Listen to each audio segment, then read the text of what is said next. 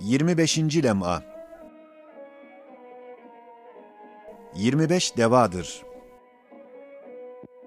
4. deva. Ey şekvacı hasta! Senin hakkın şekva değil, şükürdür, sabırdır. Çünkü senin vücudun ve âzâ ve cihazatın senin mülkün değildir. Sen onları yapmamışsın. Başka tezgahlardan satın almamışsın. Demek başkasının mülküdür. Onların maliki, mülkünde istediği gibi tasarruf eder. 26. sözde denildiği gibi, mesela gayet zengin, gayet mahir bir sanatkar, güzel sanatını, kıymetdar servetini göstermek için, miskin bir adama modellik vazifesini gördürmek maksadıyla, bir ücrete mukabil, bir saatçik zamanda, murassa ve gayet sanatlı diktiği bir gömleği, bir hulleyi o fakire giydirir. Onun üstünde işler ve vaziyetler verir. Harika enva-ı sanatını göstermek için, keser, değiştirir, uzaltır, kısaltır.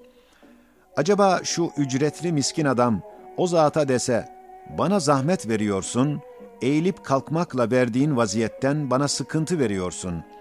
Beni güzelleştiren bu gömleği kesip kısaltmakla güzelliğimi bozuyorsun demeye hak kazanabilir mi? Merhametsizlik, insafsızlık ettin diyebilir mi?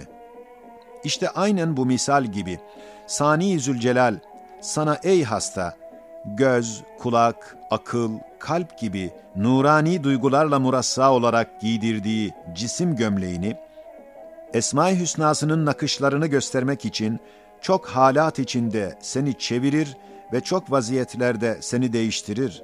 Sen açlıkla onun Rezzak ismini tanıdığın gibi, Şafi ismini de hastalığınla bil.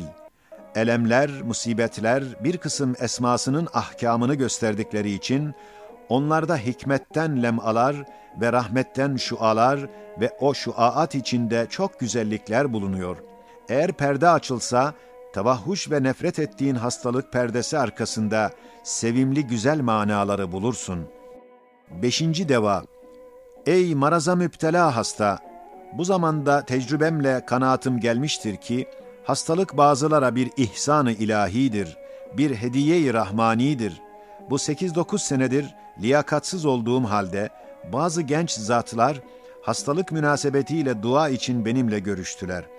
Dikkat ettim ki, hangi hastalıklı genci gördüm, sair gençlere nispeten ahiretini düşünmeye başlıyor. Gençlik sarhoşluğu yok. Gaflet içindeki hayvani hevesattan bir derece kendini kurtarıyor. Ben de bakıyordum, onların tahammül dahilindeki hastalıklarını bir ihsan-ı ilahi olduğunu ihtar ederdim. Derdim ki, kardeşim, senin bu hastalığının aleyhinde değilim. Hastalık için sana karşı bir şefkat hissedip acımıyorum ki dua edeyim.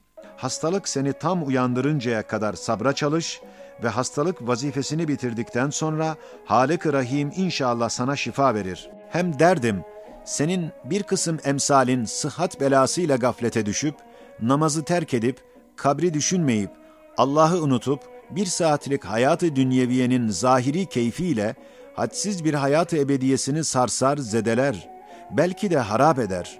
Sen hastalık gözüyle, herhalde gideceğin bir menzilin olan kabrini ve daha arkasında uhrevi menzilleri görürsün ve onlara göre davranıyorsun.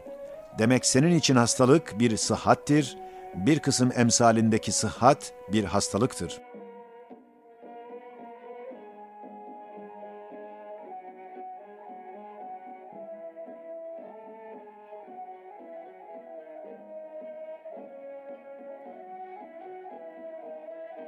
Kanalımıza abone olarak sitemizin gelişimine katkı sağlayabilir, gelişmelerden haberdar olabilirsiniz.